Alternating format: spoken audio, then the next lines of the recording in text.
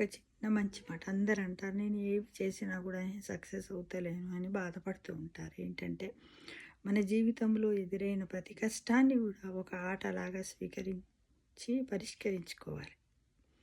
గెలిస్తే ఆనందం మన వంతు అవుతుంది, ఓడిపోతే అనుభవం వస్తుంది. కానీ బాధపడకూడదు, ఎప్పుడు ప్రయత్నిస్తూనే ఉండాలి. ఒకసారి కష్టం వచ్చింది, ఆ కష్టం వచ్చింది కాబట్టి ఇక నేను కష్టపడను, ఆ దుఃఖాన్ని బాధను నేను తట్టుకోలేనని ఊరుకుంటూ కూర్చోకూడదు.